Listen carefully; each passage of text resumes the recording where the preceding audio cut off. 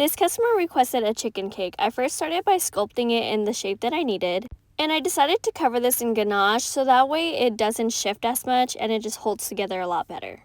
I decided it'd be best to add this piece of fondant to the cake board at this part. Since there's going to be a lot of little details, I really didn't want to cut around those. I used a fondant mold that's a wood imprint to make this print on the fondant, which helps it look like the wooden planks.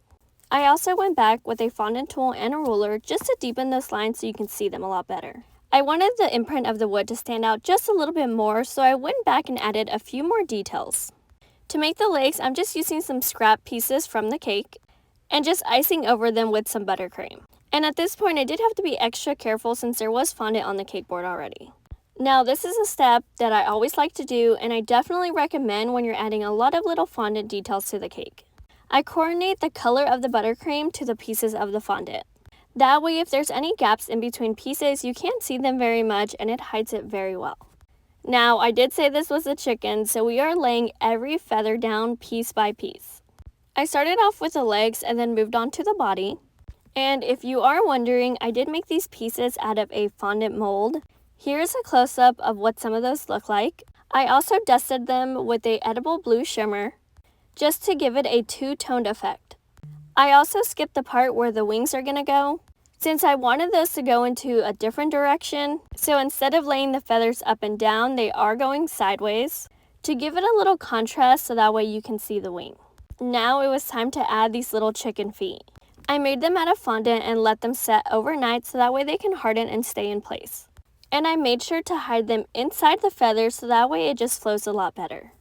For the bottom part of the body, the last thing was just to add the little tail feathers. I was completely done with this chicken when I did not like the way it looked. So here is me just completely taking the entire neck and head off, shaving it down to reshape it, re-icing it, and starting all over. If you guys want to see what the first chicken looked like, I will be making another video over it. So unfortunately, this chicken did have to have a little bit of a cosmetic surgery. For the neck, I just cut out a whole bunch of skinny triangles in orange and yellow and just stacked them together. I then added that red piece on top of the head. I'm not sure what it's called. Then came these crazy bug eyes, and they are also just made out of fondant.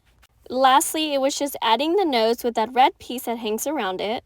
And this customer did request for there to be a red number 1 on the cake board. The neck looked too flat, so I flared out a few of the pieces to give it some movement. And finally, here was the final result. Let me know if you want to see the sculpting process